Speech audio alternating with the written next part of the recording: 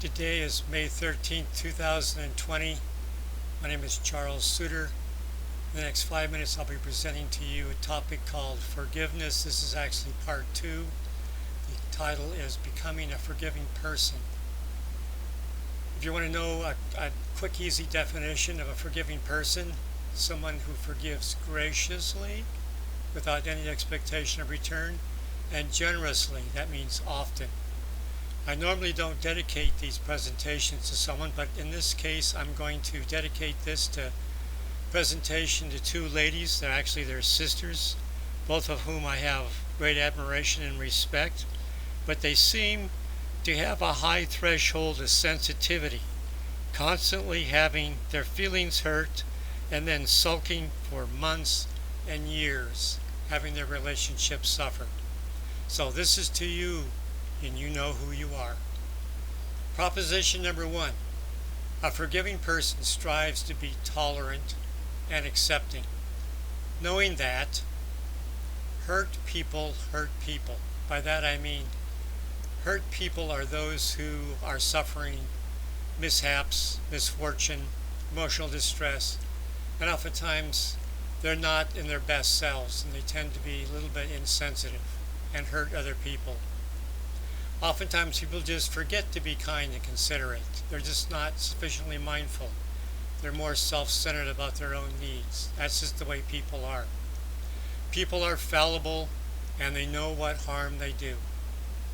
Also, I want you to remember that there are no winners in any type of blame game. Only forgiveness works the miracles of mending relationships. Proposition 2.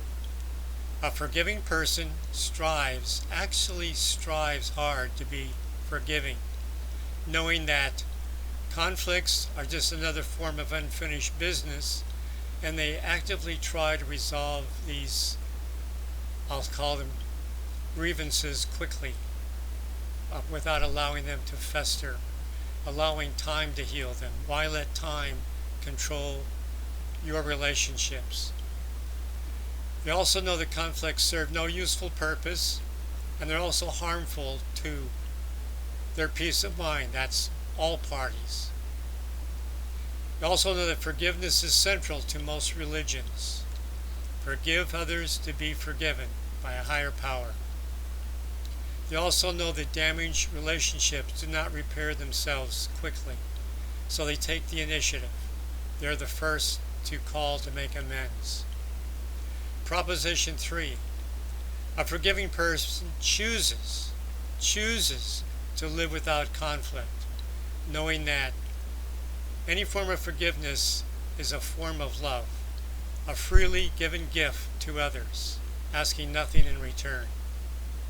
They also know that people can disagree agreeably and communicate non-defensively. You don't always have to agree with the other person, but there is a way to disagree agreeably. They also know that it's better to go along to get along, willingness to give more than receiving.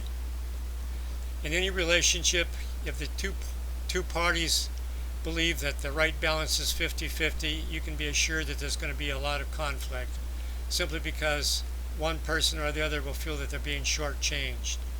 The best balance to any relationship is 60% giving, 40% receiving. That way there'll be a significant overlap when each person is trying to give, less chance of any person feeling slighted. My final message: forgive others so that you might be forgiven in return. Now, if you've gotten anything out of this presentation, what I want you to do, that means you who's listening to this, be the bigger person and mend any strained relationship that you might be involved in right now. That's all for now. Remember to stay positive, stay forgiving. You'll be happier, healthier, and live longer.